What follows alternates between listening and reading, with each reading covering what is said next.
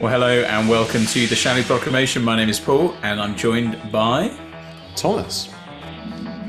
We're about to watch The Mind Robber Part 3. I've been enjoying it very much so far. Before we get on with that though, do of course give the channel a subscribe if you haven't already, and the video a like. That's great for visibility of the channel. Do share it with other people who you think might enjoy it, and do join us in our Discord community by clicking on the link in the description, where we'd like to chat about more Doctor Who related things. I think why this is such a great story is what makes it so creepy. I was saying before, it's those childhood things that it just puts a spin on and is a little bit different.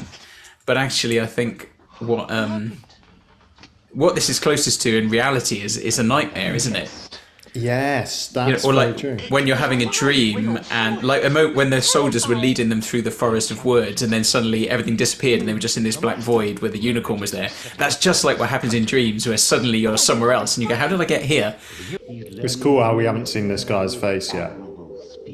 No, that's right. Yeah, always good to keep people in the dark a little bit. I bet he's going to get it wrong again. Oh, I'd laugh so hard. Imagine if he put the eyes where the mouth are. No. Well, I was rushed. The thing is, I always thought to myself, even as a kid, why didn't they just do it on the board first, like, and then put them together? Yeah. There you are, you see? James, thank goodness you're back. Back? Hey. Back. I'm being... I like as well a creaking door there, playing on the classic House of Horrors kind of thing. This reminds me of an episode in The Chase. All Doctor Who roads lead back to the chase eventually. Yeah. Cut to the chase. It's a bit like Theseus and the Minotaur, isn't it? The ball of string going into the labyrinth. Yes. Arithmetical progression. Yes, but Doctor... What it is to have an arithmetical brain. You got that, Paul? Yeah, and it was an arithmetical progression, wasn't it? Yeah, obviously.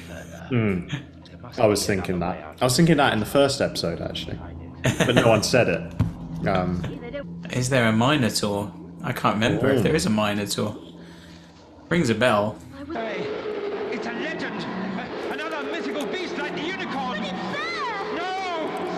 The Minotaur is a mythical beast! Say it! Now, I do like that, but I hope they don't overuse it, because you could do it for anything, couldn't you? Oh, this doesn't exist. The threat disappears. Yeah, that's true. Yeah, there's a limit, I suppose. I think, yeah, but it worked really nicely for the unicorn and the Minotaur. The Unicorn and the Minotaur sounds like an Agatha Christie novel. The unicorn, the wasp, and the Minotaur. Oh, my dear sir. Your servant, sir. 3 men and a little Minotaur. Can you give us a tour? Yeah, we don't have long, so it's going to have to be a Minotaur. But, Hey! Gulliver's Travels. Yeah. But he can only speak the words that Dean Swift gave him to say. This world that we've tumbled into is a world of fiction. Unicorns, minotaurs, Gulliver's Travels. They're all alive. Who's giving the Doctor the words to say, Paul? Oh.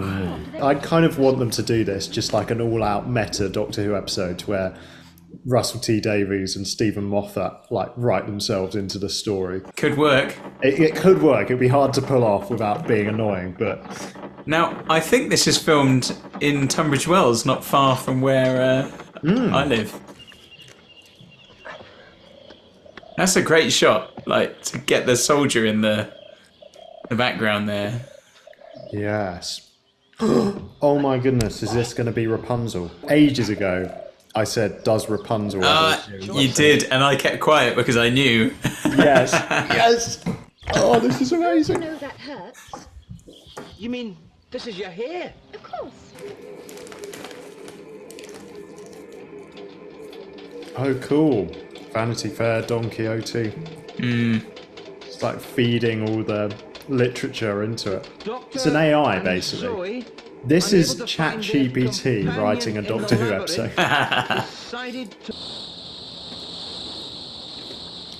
If it jumps on them, will it be the Medusa Cascade? Cascade. Doctor and Zoe were face to face with Medusa. Oh, this is really cool. He knows the future. I remember as a kid, Medusa scared the crap out of me. I mean, it doesn't seem quite so scary now, but I mean, as a kid. That was terrifying.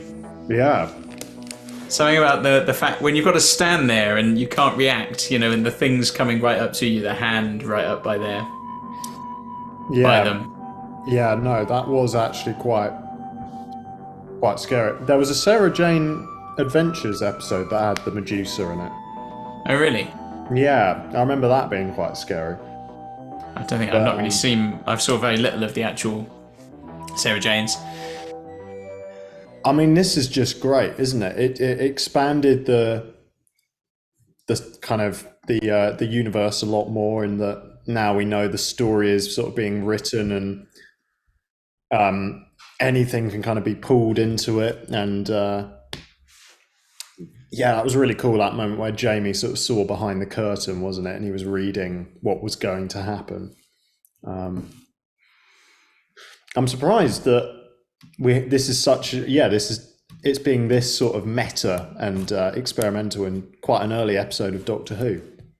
You'd think this would be something you'd do by sort of series 17, maybe, rather than season 6.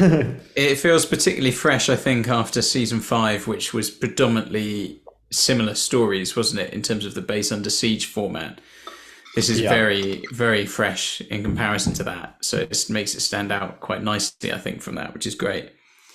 Yeah, that's a good point. Because the Base Under Siege works very well, but it can become quite safe, because as long as you've got a new monster, a new base, and then you just populate it with the same sorts of characters, the skeptical commandant. And the person who sides with the enemy and stuff. It could become a paint by numbers sort of thing. I mean, there were obviously great ones throughout, but this is completely different, isn't it? Well, that's one of the nice things about Doctor Who, is it can do things like this. You can finish one story and then the next week have something completely different. So it's not limited in that sense at all.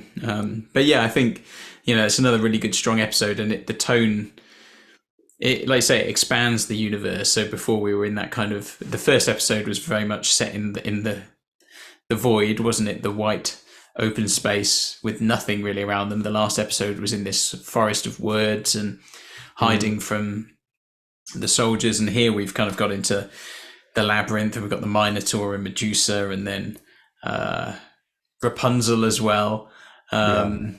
It's just lots of really nice ideas. It's all really well done. It's just so enjoyable. And I mean, I was going to say it whips by, and I know the episodes are shorter, but I think it's because it's not dull either. It does keep you interested in what's going on. So I think it's really well done. Really strong stuff. Totally.